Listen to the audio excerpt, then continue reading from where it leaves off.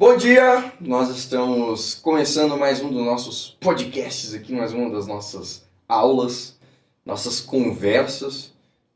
E hoje a gente está começando um módulo novo. E para começar um módulo novo, a gente traz a Morena, que não esteve com a gente antes. É, uma pessoa nova. Uma pessoa... Não é bem uma pessoa nova, né? Nossa, tu me chama de velha. Não é Aí isso que eu o quis negócio dizer, ficou não mais é isso que eu quis complicado. dizer. Veja bem, Tudo bem. veja bem.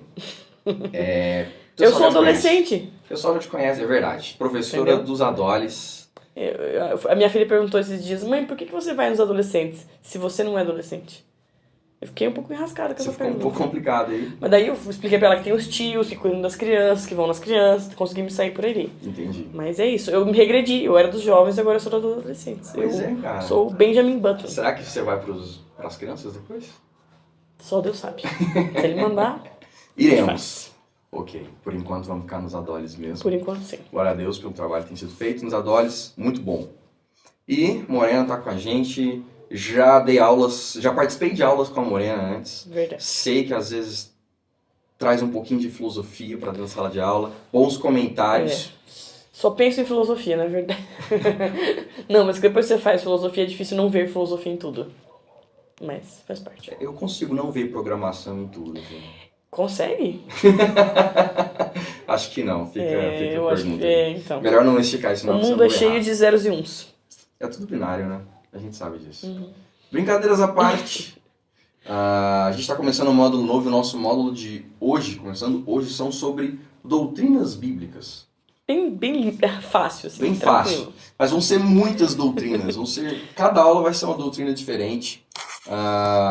E algumas delas é difícil, inclusive, da gente entrar muito a fundo. Porque ou você começa uma série de 10 aulas, ou você fala só o que dá para falar em uma aula. Então, mais uma vez, eu reforço a necessidade de vocês acompanharem estudando os assuntos. A gente vai fazer uma provocação dos assuntos e vocês estudem em casa e busquem trazer suas dúvidas pra gente também. Venham para as aulas presenciais, elas são legais. É verdade. Vai lá na sala dos adolescentes, pode ir. Pode ir. Mesmo você sendo adulto, vai lá, faz pergunta pra Morena, pergunta difícil. Ela vai gostar. Ok. Antes da gente começar, vamos orar, pedindo a Deus que nos abençoe. Você faz essa oração para nós, Morena, por Faço. favor? Deus, muito obrigado por esse dia, obrigado por esse momento que estamos aqui na Tua presença, querendo saber mais da Tua palavra, entender mais o que o Senhor quer para as nossas vidas e o que o Senhor quer dentro da nossa fé, o que o Senhor quer que a gente acredite, que a gente pregue, que o Senhor possa estar conosco nesse momento de estudo, possa estar também com aqueles que estão assistindo, seja o tempo que for, que eles estiverem nesse momento aqui com a gente, que eles possam também ser abençoados e possam ser tocados também pela Sua palavra. Em nome de Jesus, amém. Amém. Morena, qual é o nosso tema de hoje? Então, tudo mais um pouco. Tudo e mais um pouco. Resumido em um livro que tem vários livros. Resumido em um livro que tem vários livros. Sabe quantos? 66. Se tivesse 666, e aí? Tem um problema, né? Teríamos um problema teológico, eu Teríamos acho. um problema teológico. Mas por que não são 77? Se não é 7 que é o número da perfeição? Acabamos o sábado, então, pessoal. Até a próxima. Quebrou. São 66 livros. A Bíblia... Quando a gente fala de Bíblia, a gente tem que definir qual. Isso é interessante. Ah, sim. E o assunto de hoje é Bíblia. Não sei se ficou claro. Escrituras Sagradas, vamos dizer assim. Doutrina das Escrituras Sagradas. Uma coisa interessante é que a gente precisa definir qual Bíblia a gente está falando. A Bíblia Católica, por exemplo, tem livros a mais. Eu sempre soube que tinha livros a mais, mas eu não sei exatamente quais. Não sabe exatamente quais. Não. Bom, primeiro eles são só no Antigo Testamento. E eles são livros históricos. Inclusive, vou escandalizar as pessoas agora, o nosso pastor Vilibaldo, ele fez um mestrado dele em cima de Macabeus, que é um livro que está só na Bíblia Católica. Não é batista. Que não é batista. Olha isso. Que absurdo. Mas é porque é um livro histórico, né? É um livro que também não está na Bíblia dos judeus. Ou tá? Não está na Tanar, né? Não está na Bíblia dos judeus, mas é um livro, mas é uma literatura judaica, digamos assim. Então, Eles têm ela como um registro histórico importante. Foi traduzido na Septuaginta, que foi um grande esforço de tradução da Bíblia do hebraico para o grego por volta do século 2 ou 3 a.C. E aí, como a galera já estava perdendo ali a língua hebraica, Uhum. eles resolveram fazer esse grande esforço para trazer pro Pro grego. Por isso que ela é tão famosa. Por que ela não está nas nossas Por que que ela não Bíblias? está nas nossas? Isso. Então, ela está na Septuaginta, mas não significa que eles incluíram como escrituras sagradas. O nosso Antigo Testamento é exatamente o mesmo que a Bíblia hebraica. Entendi. Então ela não estaria dentro da doutrina das escrituras sagradas, porque não é escritura sagrada. Não é reconhecida como um livro inspirado pelo Espírito Santo. Difícil fazer essa divisão. Difícil, difícil. Eu acho que no nosso caso, como protestantes, assim, a gente só herdou esse cânon, ou seja, a seleção de livros que a gente tem na Bíblia.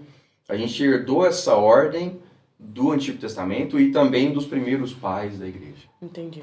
Me lembra Platão e Sócrates. Sócrates não escreveu nada e Platão é seu aluno que registrou os seus diálogos, né? Os famosos diálogos de Platão. Só que em algum momento ele parou de registrar as ideias do mestre e passou a registrar a sua própria. E existem alguns debates de quando foi exatamente esse momento. Presume-se que alguns livros são classicamente ditos de Platão e outros classicamente ditos de Sócrates. Mas fica um pouco confuso de definir mesmo. É óbvio que não são sagrados, mas só tem esse debate aí de quem escreveu, qual era a função exata daquela escrita e etc. Legal. Aproveitando alguém falou uma palavra muito legal esses dias, eu queria lembrar. Aproveitando essa deixa que você me deu, que era uma palavra que dizia deixa que você me deu, mas Entendi, mas era um pouco mais ela era elaborada. mais elaborada. É interessante, eu tive... Ensejo. Ensejo, muito bom. Aproveitando esse ensejo, obrigado. Por nada. Eu tive na teologia uma disciplina chamada... Eu tive filosofia aplicada à teologia e tive psicologia aplicada à teologia. Só que psicologia aplicada à teologia foi tudo em cima de filosofia. Por incrível que pareça. É que a psicologia também veio da filosofia, né? Também, né? Na verdade, tudo veio da filosofia. E o mais importante, talvez, para a teologia, realmente seja a construção do pensamento do homem. E a Bíblia, ela vai... Se eu olho para a Bíblia, dependendo de determinado momento, eu preciso compreender como era o pensamento do homem naquele momento. Então, para eu compreender o pensamento do homem na época de Jesus, por exemplo, eu preciso compreender os filósofos gregos. Sim. Eu preciso compreender. Paulo vai fazer isso de forma explícita, né? Vai citar alguns filósofos gregos. Mas os ensinamentos, os pensamentos teológicos, inclusive o que eu entendo por divindade, o que eu entendo por inimigo, por Satanás, tudo isso está influenciado pela filosofia da época, pela forma com que o povo da época pensava. É que a filosofia tinha um impacto social e cultural muito grande na época de Jesus, né? Muito assim, maior do que hoje. Social-cultural? Um impacto. Um impacto. Isso. Porque hoje, se você fala assim, quem são os filósofos hoje em dia, eles são pessoas legais que estão falando aí com algumas poucas pessoas. Na época da Grécia, eles falavam com todo mundo, né? Eles eram grandes autoridades de conhecimento, de governo, em muitos casos também, das grandes escolas, etc. Eles tinham um impacto maior na sociedade. Hoje, o impacto da filosofia é um pouquinho menor. A gente tem filósofos que são conhecidos, brasileiros, etc. Mas não impactam dessa forma, né? Que a gente... Vou te fazer uma pergunta de leigo agora. Faça. A gente tem hoje a profissão filósofo? Tem, mas ela não é, ou não deveria ser pelo menos autodeterminada. Não é um curso que você faz, não é um... Normalmente o que se entende é o seguinte, a pessoa que se forma em filosofia, ela é bacharel em filosofia. A pessoa que, para ser chamada de filósofo, precisa escrever filosofia. E essa precisa ser reconhecida como filosofia pela academia. O que são dois passos complexos. Porque depois de quase 3.000 anos escrevendo filosofia, não sei se tem muito mais o que se possa falar. Talvez uma contextualização, mas sempre vai remeter a alguém que já falou alguma coisa minimamente semelhante em algum momento. Então, os filósofos de hoje em dia, tipo Marcelo de Cortella, Orlando Carnal, etc., esses que a gente conhece aqui no Brasil e outros de outros... Gosto do Leandro. Eles têm... Eles são mais comunicadores, eles são mais... Carnal. Entendi. Tá bom, vamos seguir. Melhor. Mas a gente tem alguns filósofos impactantes e que se a gente tentar olhar para as nossas produções artísticas, por exemplo, atuais, sem considerar esses filósofos, a gente pode não entender muita coisa. Por exemplo, o Bauman. Se eu vou ver alguma obra de arte tratando sobre tecnologia hoje, por exemplo, e não conhecer o conceito dele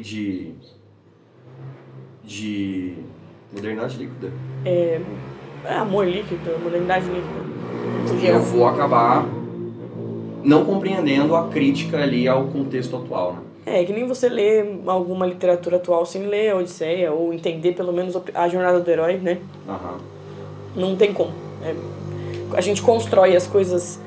Na verdade, até a Bíblia mesmo é construída no espaço de jornada do herói, mais ou menos ali, né? É verdade. Bom, interessante. Falamos sobre isso porque filosofia está, inclusive, na raiz da teologia. Filosofia está na raiz do pensamento do homem. O que é um assunto, como o homem pensa. A gente estuda isso na faculdade de teologia exatamente porque se eu não compreendo como o homem pensa e não consigo entender ele em outro momento da história, eu não entendo o que ele escreveu, o que ele produziu. E a Bíblia foi escrita por homens. Sim.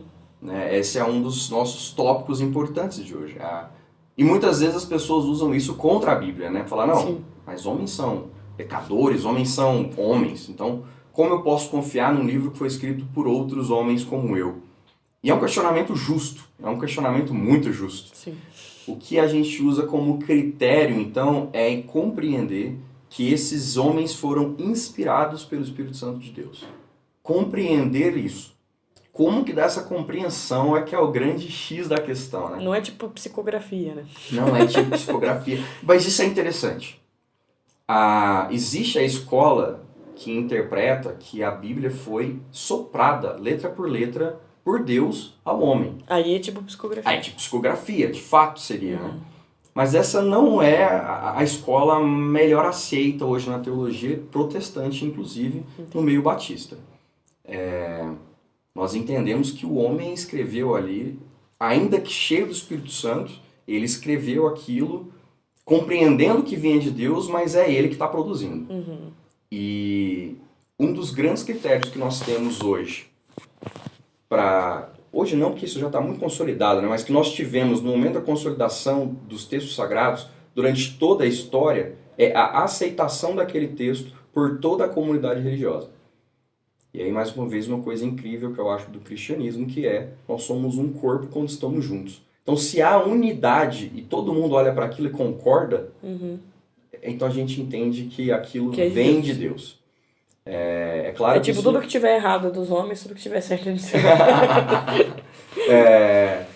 Aí entra naquela questão assim, não, a voz do povo é a voz de Deus, isso não está escrito em lugar nenhum, e eu não disse isso. Não é verdade isso, né? Não é bem por aí. É um contexto de líderes, é um contexto de formação, é um contexto de busca pelo que era o correto, de busca pelo que era sagrado. É bem diferente. E são pessoas, no caso do Antigo Testamento, sempre foram pessoas outorgadas de autoridade. Assim. Então tem todo um processo bem rigoroso. Graças a Deus que os judeus sempre foram muito zelosos com isso. Então, durante o decorrer da história, eles foram muito zelosos em preservar o texto bíblico, em copiá-lo de forma religiosa, né? Inclusive algumas coisas super exageradas, assim como a caneta tinha que ser consagrada. Não era caneta, diga-se de passagem, mas a pena, sei lá o que eles usavam ali, tinha que ser consagrado. Isso aqui é só para escrever. Para esse momento. Muito legal, muito legal. Sim. Enfim, então nós precisamos compreender que ela foi sim escrita por homens, e se eu quiser compreender o que aquele homem quis dizer para o seu povo naquela época, eu preciso compreender como ele pensava. Acho que esse é o ponto de partida para a gente chegar na Bíblia e tentar extrair dela a verdade. Afinal de contas, se eu não tenho esses conceitos, se eu não olho para a Bíblia como um livro para ser estudado, como um livro para ser interpretado, como um livro para guardar no coração e ser praticado, eu acabo fazendo uma teologia popular como o Senhor é meu pastor, nada me faltará, então eu vou ter tudo, né? Eu vou ter muito dinheiro, muita casa, ou então tudo posso naquele que me fortalece. né? Então o que eu resolver fazer, eu vou fazer agora e ninguém pode me impedir. O que será que o autor quis dizer com isso quando disse essas palavras, né? Sim. No caso específico desse, ele estava dizendo que ele poderia sofrer qualquer perseguição, poderia não ter o que comer, que ele ainda assim prevaleceria, porque a graça de Deus basta, né? Eu acho que o contexto é uma coisa muito importante. Mas acho que é legal também, assim, que a Bíblia, ela é histórica, mas ela não é só histórica, né? Então, ela é um relato histórico. E tem esse aspecto de, coisas que eu vi e que eu acho que são importantes de serem relatadas. Mas, ao mesmo tempo, ela tem, né, uma coisa mais profunda, mais espiritual. Tanto que a gente consegue tirar ensinamentos que valem até hoje de relatos que são feitos há milhões de anos. Não milhões, mas milhares. Milhares. Agora uma boa pergunta. O que é a Bíblia? Do mais básico possível. Aliás, o que significa Bíblia? Tá, daí você me pegou. Eu acho que Bíblia vem de biblos, do grego, de biblioteca. Ah, tá, faz sentido. Uma coletânea de livros, basicamente. Mas como que ela foi feita? Por que que ela foi feita? Ela era dividida em livros, né? Na época de Jesus, ele não pegou um livro pra ler? Em algum momento? Eu não consigo te afirmar isso teologicamente. Mas alguém consegue. Mas diz lá realmente que ele pegou o livro de Isaías para ler. Deixa bem claro que a gente tá sentindo falta do pastor Vili nessa hora. Vili, queremos você. E de fato diz que ele pegou o livro de Isaías. Agora eu não sei o que significa isso exatamente. Se ele foi lá e pegou um livro de Isaías, ou se ele abriu em Isaías. Entendi. Não sei o que significa de fato. Mas sim, isso Pra aconteceu. preservação ficaria mais fácil, imagino eu, se fossem livros separados. Mas, Com certeza, né? Com certeza. porque daí um livro desse tamanho, as páginas não eram fininhas igual as bíblias de hoje. Um rolão de pergaminho assim, o cara levar na Bíblia pra igreja. Acho que era um pouco complicado. Eu acho que não tinha Bíblia individual, inclusive. Gostei Eu acho que ela ficava disso. no templo. Quero ver todo mundo vindo com um biblião assim debaixo do braço pra igreja. Já faz academia já, né? É uma coisa ótimo. só. Ok. De fato, ele pegou e abriu no livro ali de Isaías. A Bíblia, ela nasce como uma empreitada para preservar aquilo que Deus está instruindo. A gente tem o primeiro escritor da Bíblia como sendo Moisés, né? Mas a gente entende dessa forma. Pode ser que alguns livros, e uma hipótese, não sei dizer se ela é muito aceita, assim, mas é uma hipótese válida, é de que Jó teria sido escrito antes de Moisés. Só que não tinha uma Bíblia na época, depois ele foi incorporado no cânon bíblico.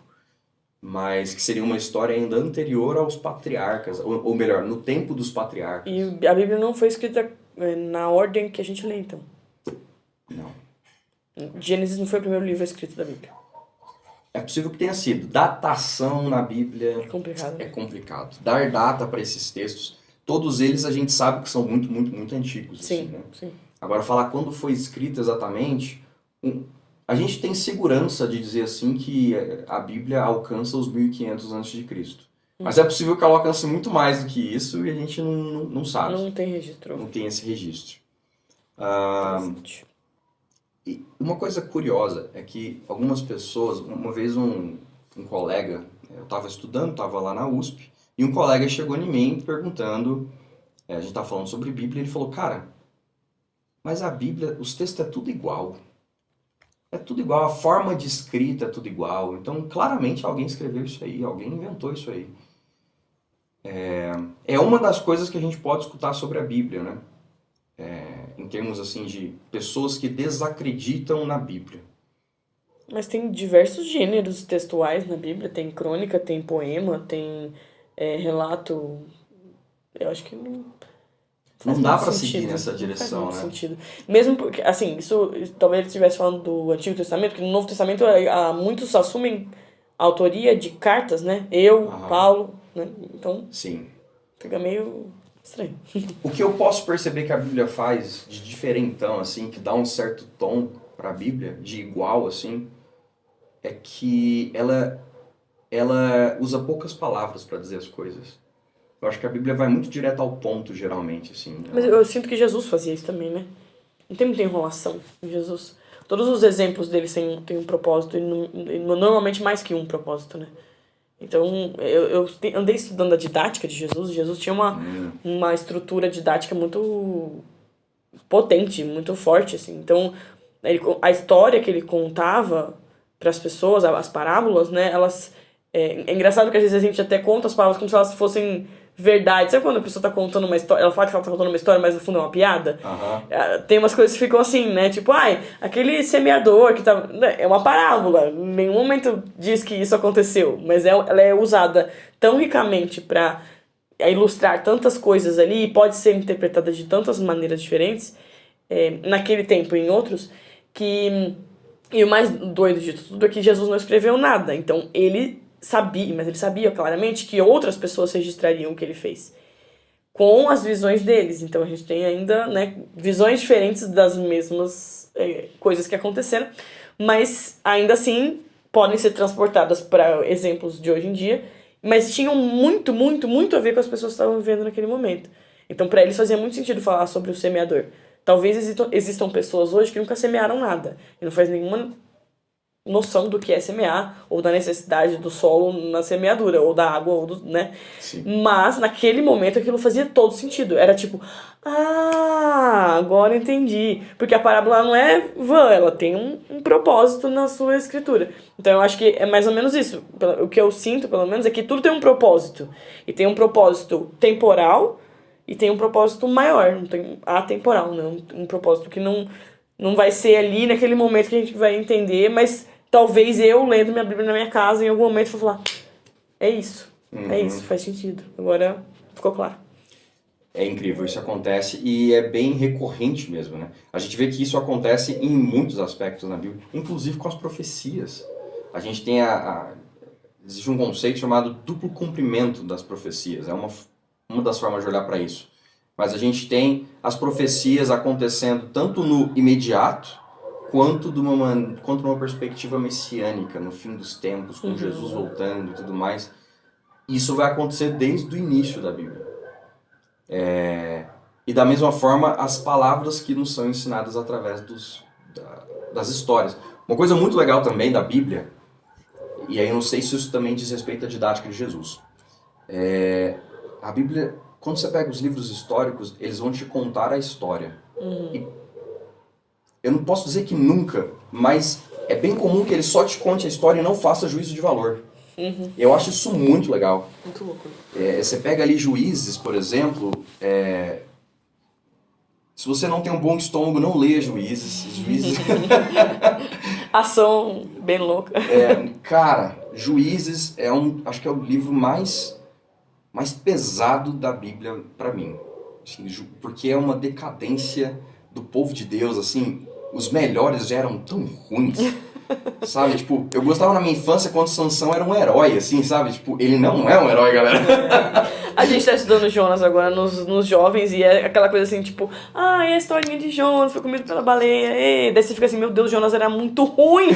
Caraca, velho, como que Deus escolheu ele pra falar, entendeu? Caraca. É um negócio fora da realidade, e ainda assim ele foi usado. Então eu acho que o mais importante da Bíblia é que esses homens não eram perfeitos, esses homens não estavam fazendo 100% as coisas corretamente, mas ainda assim eles foram usados por Deus e são usados por Deus até hoje. Você pensa Davi, né? O homem segundo o coração de Deus. Então Davi era perfeito, fez tudo certinho, nunca pecou, nunca errou. Não, fez um monte de besteira. Aí você errou diz pra aquele caramba. assassino adúltero? Aquele que só mandou matar uma pessoa pra ele ficar com a mulher dele. Tranquilo. Susse, tranquilo. E super honesto, porque se ela não tivesse engravidado, tava tudo certo, né? Pois é. Então, eu acho que o mais importante de tudo isso, e o que faz a Bíblia conseguir ser uma unidade apesar de tudo isso, é que todas essas pessoas estão unidas pela vontade de Deus, pelo que Deus queria na vida delas. Então, acho que é a história de um monte de gente que errou e falhou, que é unida por Jesus. A única coisa que une eu e você e muitas outras pessoas como filhos de Deus é Deus. Porque se a gente for olhar na nossa semelhança, tirando as camisetas pretas que a gente combinou muito pro dia de hoje, não existe muita coisa em comum que a gente possa juntar. E se a gente ficar analisando, talvez nos conceitos mundanos a gente não seria amigos, porque não tem semelhanças o suficiente. Comum, né? Mas Deus é grande o suficiente para unir a gente, Davi, Jó e todos os outros como uma coisa só, né? Sim, legal. E como um livro só nesse caso. E como um livro só nesse caso. Show de bola! Eu acho que esse é algo marcante da Bíblia de fato. A Bíblia, ela mostra quem o homem é. Eu acho que, dentre os objetivos da Bíblia, é difícil falar qual é o objetivo da Bíblia. Com certeza, a gente tem um objetivo que a gente pode bater o martelo, que é apresentar o plano de salvação e a verdade. Inclusive, eu posso dizer que a verdade é Cristo. Então, se eu recorrer para Cristo, qualquer coisa que eu falar, do que Não é sobre quer a Bíblia? errar. Cristo, quem vai dizer que não? Quem vai dizer que não? Não dá pra errar. Não, mas realmente é, com certeza, né? Inclusive, quem fez isso primeiro? Eu acho que foi Agostinho. Agostinho entrou com essa ideia, estamos ali no século IV. Agostinho chegou com essa ideia de vou ler a Bíblia inteira olhando para Cristo. E ele falou umas coisas muito assim, que hoje a gente pega assim e fala, acho que você exagerou um pouco, talvez Agostinho. não. Talvez você não tenha, né? Mas quem sou eu para falar de Agostinho, né? Deixa o cara. Deixa. Inclusive, ele me foi apresentado no Fundamental como sendo o pai da filosofia cristã. Como se ele tivesse sido o primeiro filósofo cristão. Assim. Primeiro eu já não sei, mas pode ser o pai no sentido de que foi o mais importante. Porque Sócrates é considerado o pai da filosofia, mas ele não foi o primeiro, né? É só aquele que criou os conceitos que são mais importantes dentro da filosofia. A estrutura da filosofia. Talvez seja um esquema assim. Talvez eu não sei se é o primeiro, mas foi aquele que deu a estrutura, a base do que se considera a partir de então. Né? Sim, legal. Aí eu peguei um comentário de Agostinho uma vez, achando que ia ser muito rico. Eu tô acabando com o Agostinho aqui. Não, né? Ele é incrível, gente. É que ele é bem humano, né? Agostinho né? Ele fez um monte de besteira. Daí ele tem isso como histórico da vida dele, né? Não tem como não dá pra fingir que não existiu, né? Então eu gosto muito, assim, não tô criticando gente que nasceu na igreja, né? Acho muito legal, mas eu gosto muito de gente que se converteu. Porque ele tem uma visão muito específica sobre o mundo que só vem depois da conversão. Se você já sabia tudo aquilo, foi criado com aquilo, cara, é uma benção, é maravilhoso, espetacular. Mas eu não consigo me conectar tanto, porque eu me converti com 20 anos.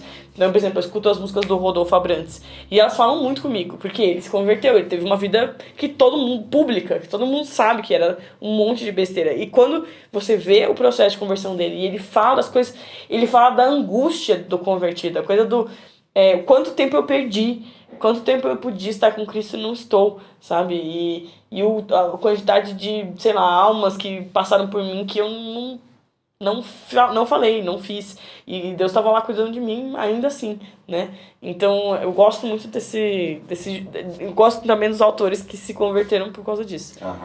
Porque eles contam história da conversão deles, da mudança. E é o caso do Agostinho, né? Sim. Muito legal. Inclusive, ele tem Mas você ia falar um trecho. As confissões, né, do Agostinho. Eu acho que a gente se identifica, porque a gente veio de preto hoje, né? Porque nós nos convertemos depois. Sim. Quantos anos eu me converti? Acho que eu me converti com 21 anos. Então, eu me converti antes de você, apesar de ser completamente fora de não faz sentido essa colocação, mas tudo bem. Você é mais velho espiritualmente. Será? Então, eu também me converti com 21 anos, tenho uma perspectiva, e Rodolfo Abrantes fala muito comigo. Fala muito comigo. O que me dá uma dor no coração, sempre que eu fico pensando, cara, eu não quero que meu filho tenha que ir pro mundo. Não, de jeito nenhum. Eu não quero que minha filha jamais, não precisa passar pelo que eu passei. Mas é isso.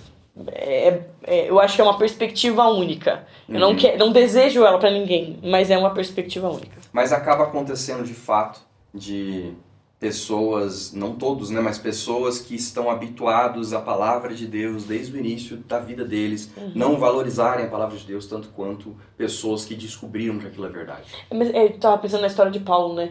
Cara, imagina você ser o pecador, né? Tipo assim, o que persegue. Você persegue as pessoas. Você acha que pra ele perseguia, não era assim, tipo, amando de outra pessoa. Ele perseguia porque ele achava que aquilo era a melhor opção. Ele acreditava real que ele tinha que perseguir aquelas pessoas. E daí você ser cegado, e daí você, né, ver Jesus, e daí você ser cegado por ele. Cara, deve ter sido muito impactante. É isso, não tem como você não transformar tudo que acontece daqui pra diante se você vê. Eu fazia uma coisa, ele não é assim, putz, me converti, né? Ai, minha vida agora está muito melhor. Não, eu tenho que ser outra coisa. Minha vida tem que ser outra coisa a partir de agora. Não dá pra ser mais do que eu tava fazendo. E eu acho que essa transformação, ela impacta até outras pessoas. As pessoas que talvez já fossem convertidas e já acreditassem. Ou estavam meio assim, tipo, ah, Jesus, fiquei sabendo que é um cara legal. Bacana. Aí quando vê, tipo, o que? Paulo? Paulo? Aqui? Tá aqui com Jesus agora? Caraca, então deve ser de verdade esse negócio. Né? Então eu acho que a conversão também tem esse papel de impactar as pessoas à volta, né? Não só aquelas que não são convertidas, mas aquelas que já eram. Falar assim, sei lá, talvez alguém que me conhecesse falar, Morena? Né? É isso. Tem essa possibilidade de impactar e de chegar nas outras pessoas, naquelas que estão próximas da gente, que são o próximo que a gente tem que amar, é o próximo que a gente tem que cuidar. Show. Vamos estruturar aqui agora algumas coisas que a gente já debateu, que a gente já... Esse papo de filósofo, ele Vai longe, né? ele dá uma viajada e você não sabe o que ele está falando mais. Então vamos voltar e vamos estruturar algumas coisas que a gente já falou. Primeira coisa que a gente falou, acho que foi a Morena que falou, a Bíblia traz história.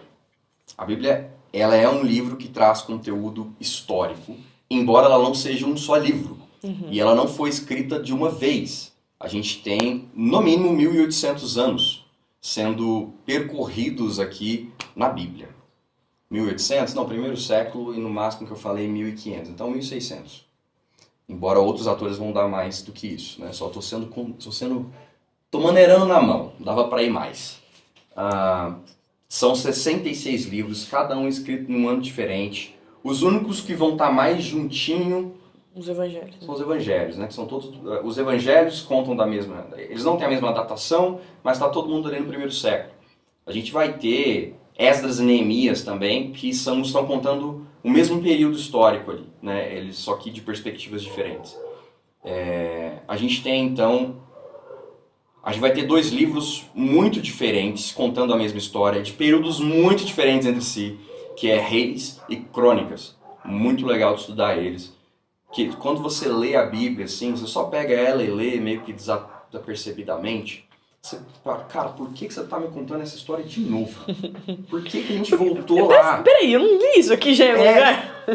E assim, o pior, que o rapaz abençoado, escritor, tem trecho que ele só copiou e colou. Tinha computador na época, Ctrl+C, e de fato isso é verdade. É verdade. É copista, né, no caso. Mas... Ele falou, eu preciso desse trecho no meu livro. Pegou lá, colocou aqui, esqueceu de fazer o espaçamento de 4 ali, né, centímetros para a esquerda. E botar entre aspas Arial e a citação 10, ali. Né, tinha que... Normas da BNT, pra quem não sabe, continue não sabendo. Não faz nenhuma diferença pra sua vida. Não vai. É a BNT, isso aí. Então, assim, de fato ele fez isso e você não entende o que está acontecendo. Eu só fui entender por que a gente tem Reis e Crônicas na faculdade.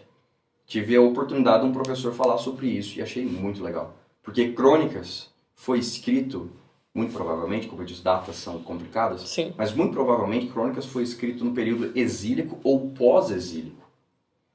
A concepção teológica do povo de Israel no pós-exílio mudou completamente. Porque, veja, você tem um povo antes do exílio babilônico que saiu da escravidão, rompeu com todas as barreiras possíveis, entrou na terra super cobiçada, que era a Canaã, e entrou assim, atravessando o rio, depois destruindo uma cidade fortificada, que era Jericó, e depois saiu conquistando todo o território com mínimas baixas. Então, assim, a história deles é uma história fantástica.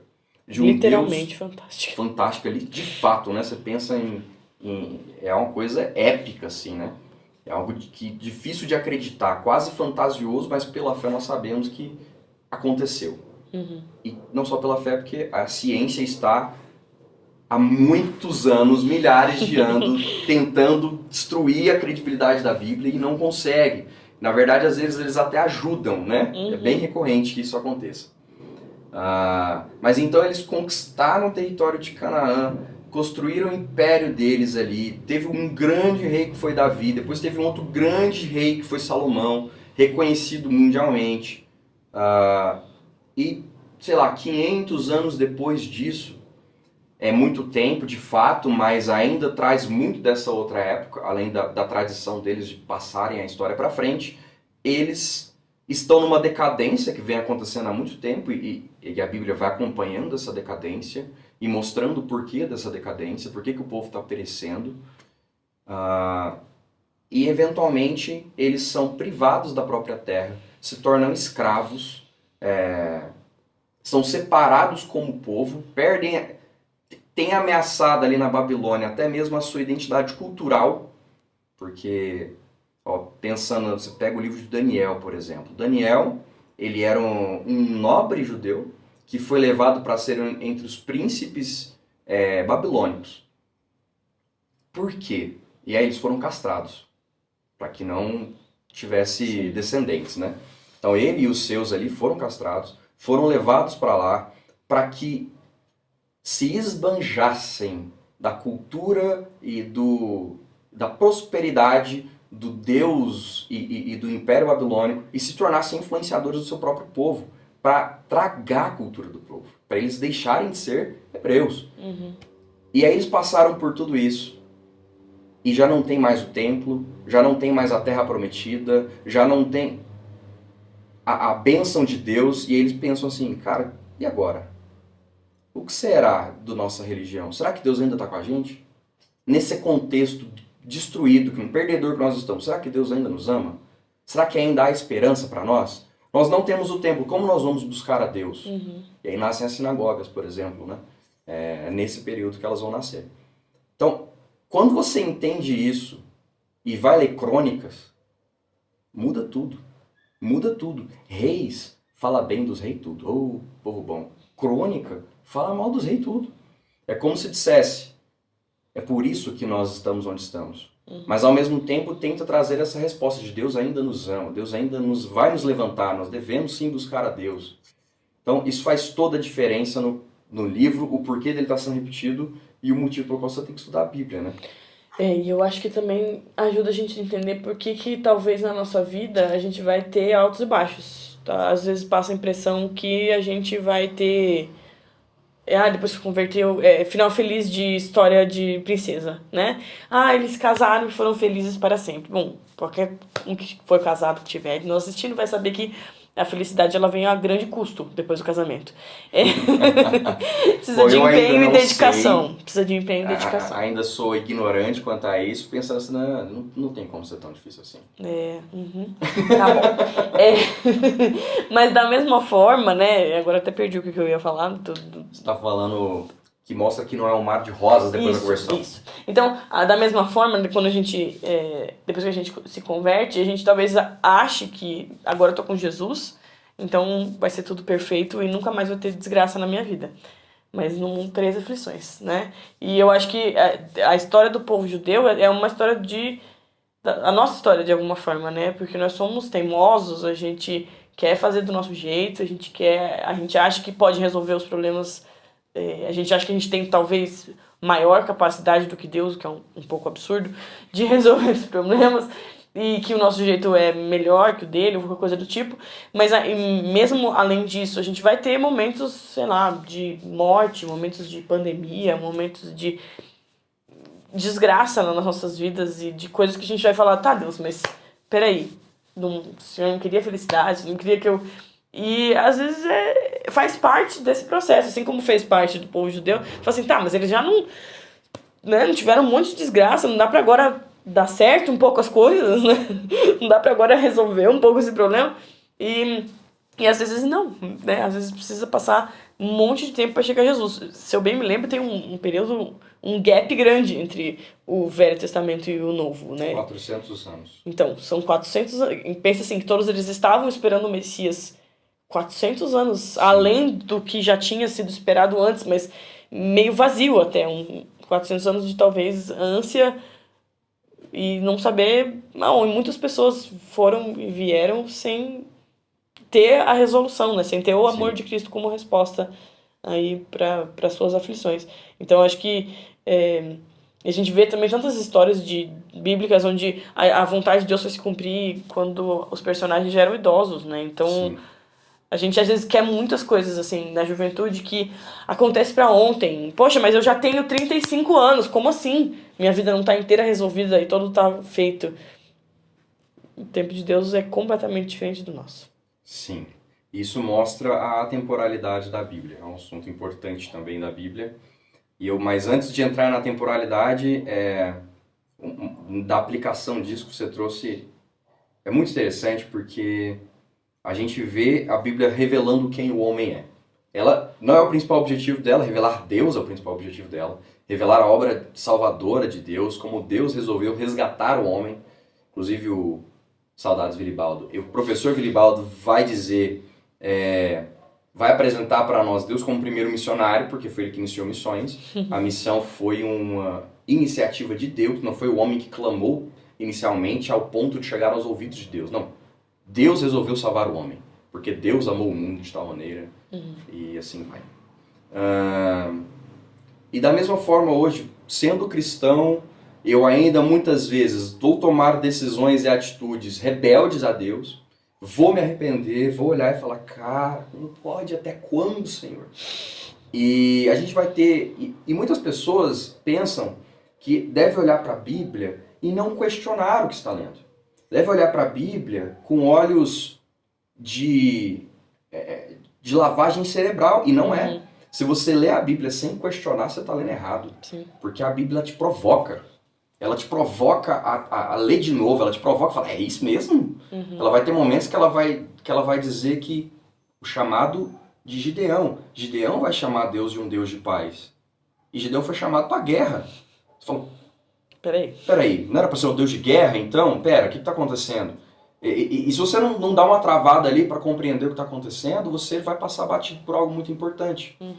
E aí, da mesma forma, vamos ter, e a Bíblia não esconde a humanidade de ninguém, então vamos ter profetas e santos, desde o início da Bíblia até o fim, Apocalipse, lá tem uma imagem de santos, por isso eu disse isso, clamando e perguntando para Deus, Deus, até quando nós vamos esperar? Já não deu de martírio, já não deu, podemos chegar logo à vinda do Messias, né? Sim. A segunda vinda do Messias, o retorno. E vamos ter também Isaías, o profeta, dizendo, Senhor, Desde então temos quase 2000 anos. 2000 anos esperando Jesus. Esperando, né? Exato. E o Apocalipse foi escrito em torno de 90 depois de Cristo. Então, e já era esse já tá quase nos 2000, sentimento. então quase chegando no Então, 2000. deu quase Será que a gente lá. vai chegar a 2090? 2090? Boa pergunta. Não sei. Eu acho que eu não. Eu tô com... Vamos arredondar pra 30. São mais 70 anos aí, né, meu? 100 anos, tem bastante Ah, gente dá, que vive né? até os 100. Agora a tecnologia aí, medicina então. avançada. Quem sabe? Quem sabe, é possível. Se resistirmos a 2090, a gente faz mais uma BD igual essa. Igual Olha, vamos combinar, o que chegar lá conta pro outro que chegou. Lá no céu, né? Quando a gente se encontrar de volta. A única lógica possível dessa fala. Mas enfim, então a Bíblia nos ensina, ela mostra que a gente vai cair, ela mostra as nossas dificuldades, e a moral da história é sempre a mesma. Vai para Deus. Ele é seu criador, ele resolveu te salvar, volta para ele. Caí, volta para Deus, fica ali, é só lá que você tem essa opção. Eu às vezes eu sinto assim que muitas vezes a gente se pune, né? Se culpa, ou o que eu fiz para que isso acontecesse comigo. Eu acho que às vezes a gente tem que tirar um pouco esse peso. Às vezes não tem uma coisa que você fez, né? Não é uma punição de Deus. Alguém me falou isso esses tempos, eu não vou me lembrar onde que eu vi isso. Mas que a gente às vezes fica assim, não, isso aconteceu comigo porque eu, sei lá, não tenho dízimo naquele mês. Ou eu falei uma mentirinha pro meu amigo. Qualquer pecado desses que a gente sabe que são tão grandes quanto os maiores dos pecados. E Deus tá me punindo. E não é bem assim que a coisa funciona, né? Deus não tá aqui olhando, jogando xadrez, né? Falando assim, esse aqui, ó, vamos dar uma rasteirinha nesse aqui que tá merecendo.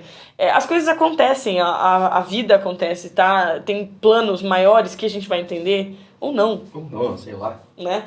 E daí talvez não seja uma coisa de culpa, não é uma questão de culpa, não é uma coisa que eu fiz, é só uma coisa que existe, que está acontecendo nesse momento e que tem um propósito educativo, mas que talvez seja relevante conhecer esse propósito. E acho que quando você se refugia em Deus, você fica em paz, apesar, Mesmo né? sem entender, né? E de fato todos nós passamos pela pandemia, né? Desde os mais santos até os mais pecadores. Todos passamos pela pandemia e muitos morreram. Sim, sim. Isso não quer dizer que quem passou melhor ou pior é melhor ou pior. Não tem nada a ver. Inclusive a Bíblia vai deixar claro que muitas vezes o justo sofre mais do que o pecador. Não tem nada a ver uma coisa com a outra. Isso é a única coisa que a gente sabe é o mundo está deteriorando. Sim. O mundo jaz no maligno, o pecado tomou conta, até a natureza chora dizendo, Senhor, revele aqueles que serão salvos, porque tá triste o negócio. O que é legal, eu acho, disso tudo é que a gente pensa assim, no pior momento, o momento mais difícil que você viveu até agora. E daí você pensa assim, poxa, viver isso com Jesus é tão mais simples. Não é que eu não ia viver se eu tivesse sem Jesus. Provavelmente eu teria a mesma vivência.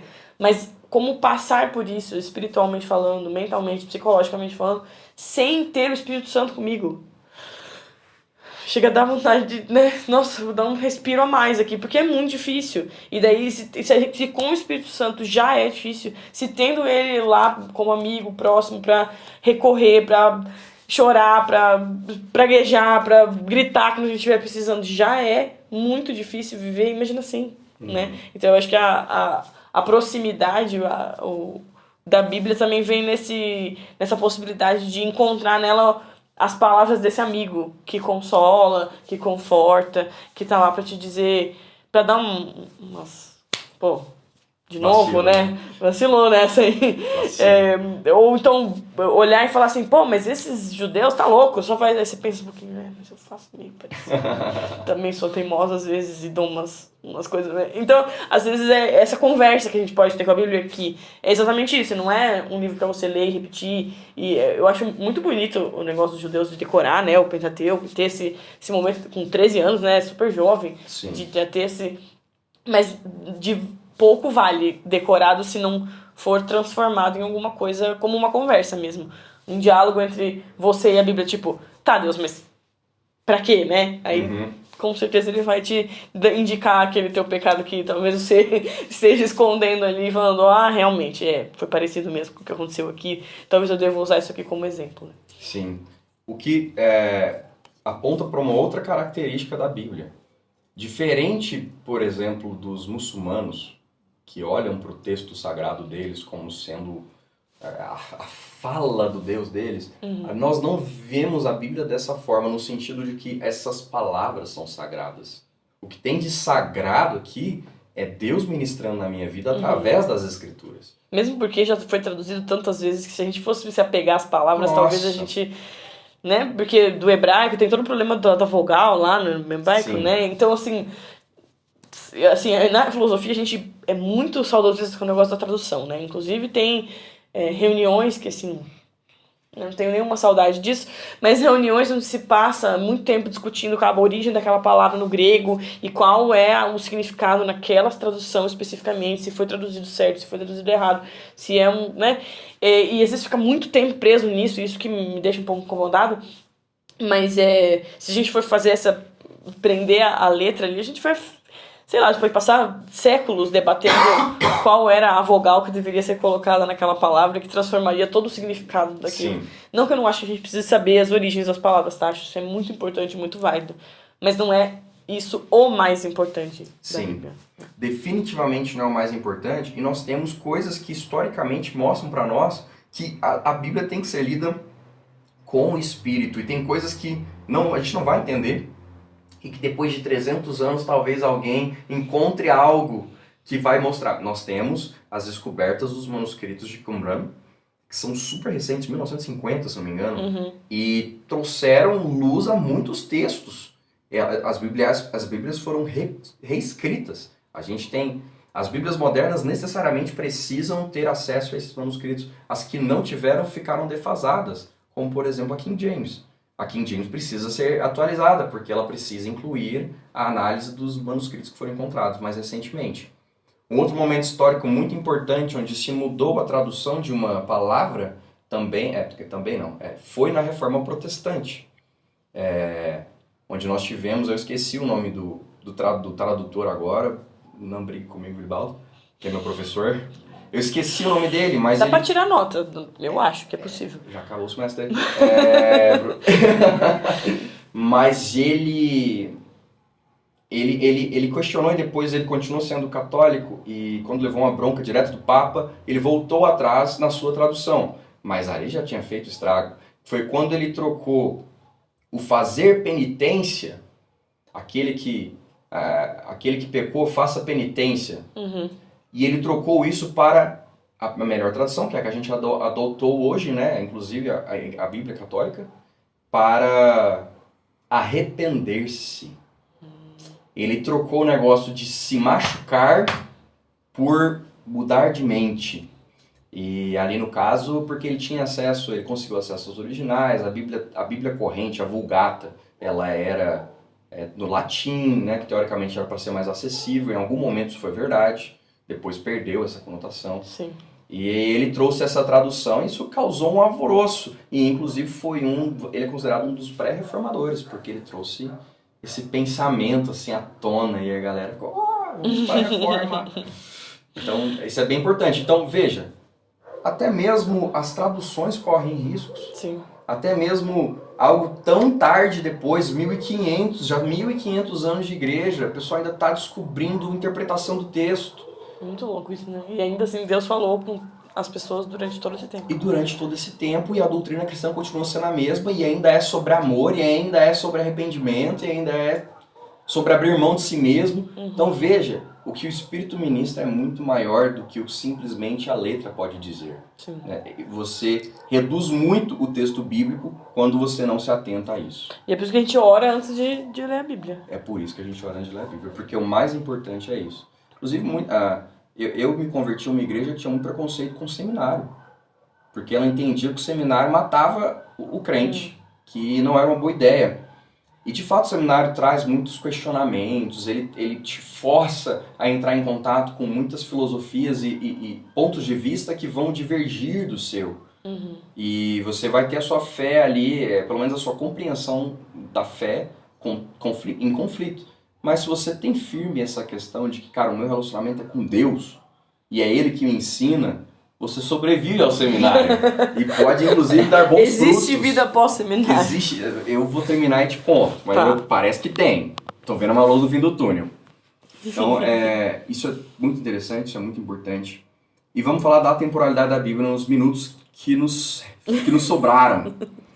Porque há atemporalidade, e nós estávamos conversando antes de começarmos a aula, que há uma atemporalidade, mas há uma forte temporalidade. E o assunto já foi introduzido aos poucos aqui, né? Nós falamos a Bíblia sendo história, a Bíblia sendo escrita por homens, a importância do tempo e do pensamento desses homens em cima do que eles escreveram, senão não vou entender, a importância do contexto, e a gente também falou sobre a evolução do pensamento, quando eu trouxe, por exemplo, a questão de reis e crônicas.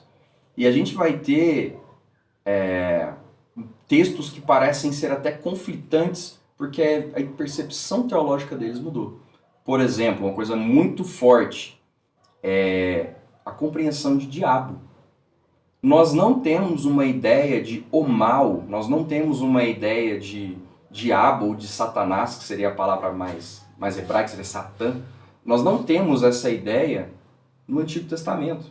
Não, desculpa, no Antigo Testamento encontramos, mas nos primeiros livros, nos patriarcas, por exemplo, em Moisés, por exemplo, a gente tem ali a serpente que provoca, temos ali já uma ideia de alguém que prova o homem, que quer mostrar que o homem é mau, mas quando as coisas ruins acontecem, é permissão de Deus, é ação de Deus, é a ira de Deus. Não tem uma coisa tipo um inimigo que está no... Sim.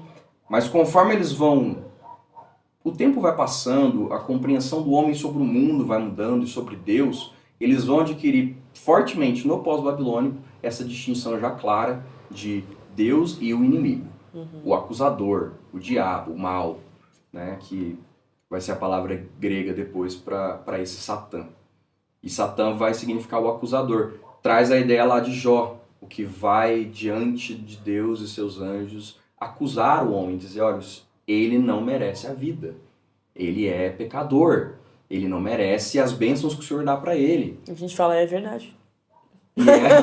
E é a mais pura verdade, né? E não era exceção no caso de Jó. Ainda que fosse o homem mais justo sobre todos na face da terra. Sim. Né? Inclusive, muitos vão pensar até que há um exagero ali na hora de falar de Jó, porque ele é apresentado como impecável. E ainda assim sofreu tudo que sofreu e no final das contas abaixou a cabeça diante de Deus e reconheceu que ele não entendia nada. Que ele não estava em condições de argumentar sobre o que estava acontecendo com ele, porque ele não entende os fundamentos do mundo. Ele não entende os fundamentos da justiça, da misericórdia. Ele não sabe o que são essas coisas. Então como ele vai argumentar? Sim. É um dos pontos fortes de Jó e é filosofia. Para quem acha que filosofia e religião não andam juntas, né? Nós temos os livros sapienciais que são filosóficos. E Jó traz vários problemas filosóficos aos quais ele nem responde. Como a questão do justo sofredor, né? Poxa, pode o homem justo sofrer num mundo governado por um Deus bom? Como isso pode acontecer? E aí tem gente que acha que achou o maior furo da Bíblia, né? Fala, não, achei aqui, ó. E não, a Bíblia já questionava a si mesma desde o início. Isso é muito legal. E aí nós então, para concluir essa ideia da atemporalidade bíblica, nós temos então que a Bíblia foi escrita por homens. Eu preciso compreender o contexto desse homem para entender a mensagem que ele está passando, para então tentar alcançar uma relevância dela para os dias de hoje. Isso é muito complexo. Sim, eu acho que é muito complexo porque a gente também... não dá pra olhar só pro dia de hoje e falar assim, isso não faz sentido hoje, então descarta, né? Ou não vale a pena, ou não vou estudar, ou não faz sentido, pronto. Mas também não dá pra ficar só preso lá na época que ele foi escrito, ou trazer, assim, literalmente, né? Algumas coisas fazem parte da cultura, do momento, da história, do que estava sendo vivido naquela circunstância. Outras precisam ser analisadas com outros textos, né? A gente fala cotejamento, né? Cotejamento? Cotejar um texto, comparar um texto com o outro e ver, tirar conclusões a partir disso. Pelo menos na faculdade falava assim. Faz tempo já que eu não falo sobre isso.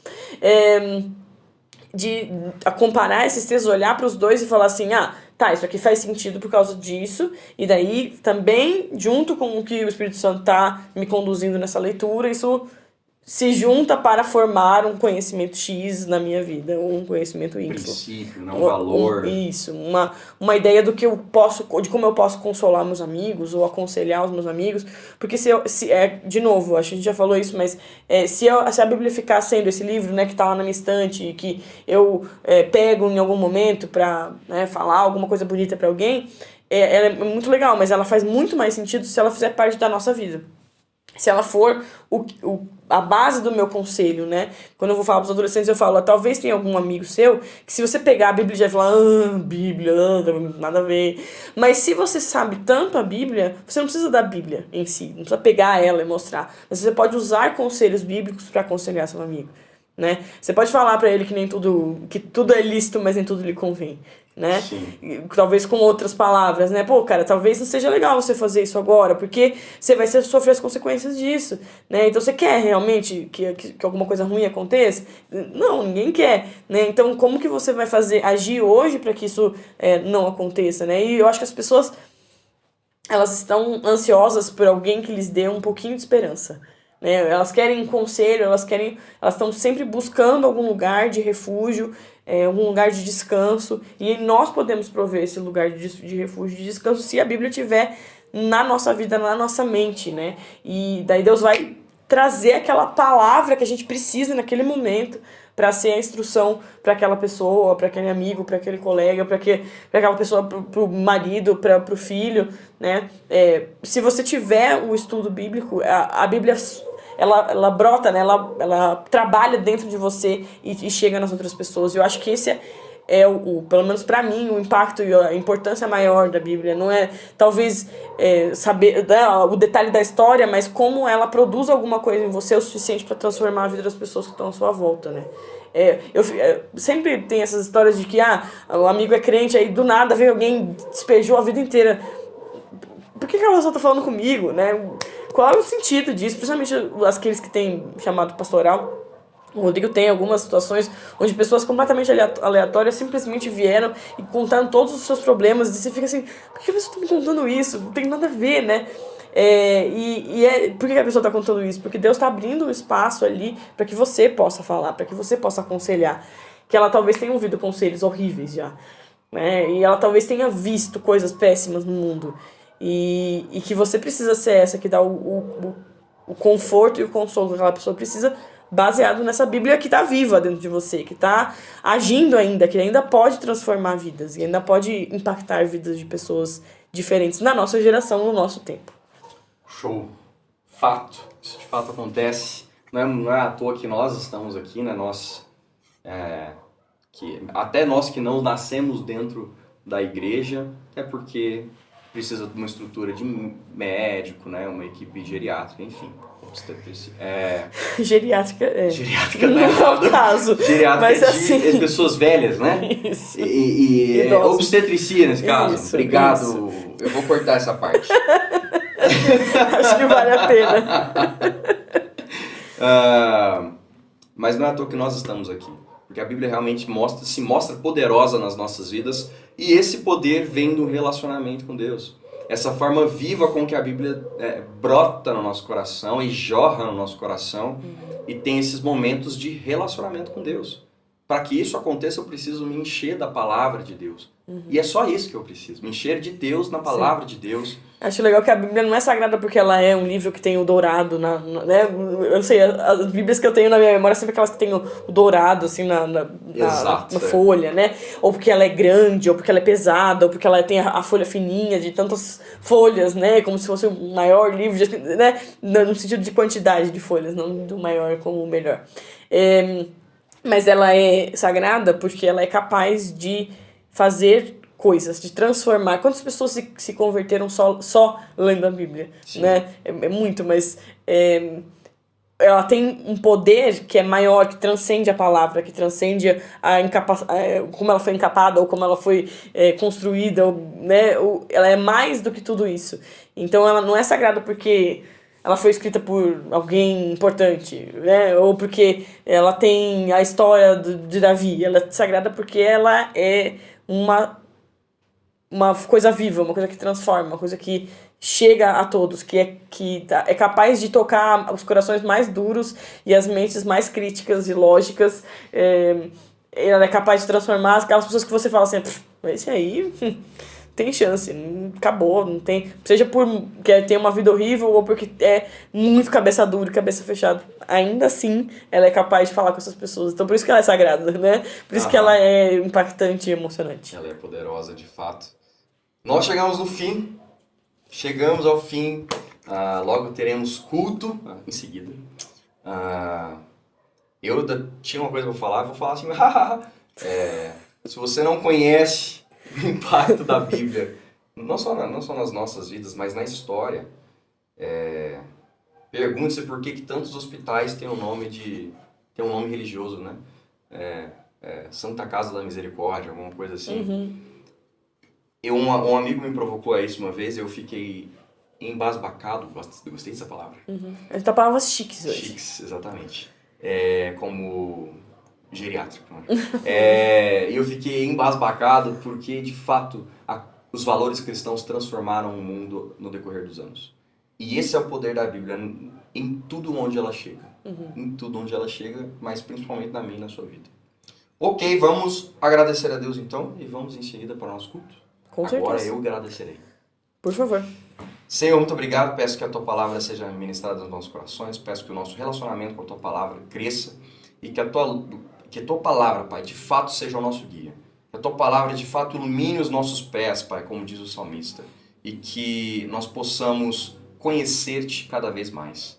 Nós vamos agora para o culto, Pai, pedimos que o Senhor o abençoe também. Em nome de Jesus, amém. Amém. Até mais.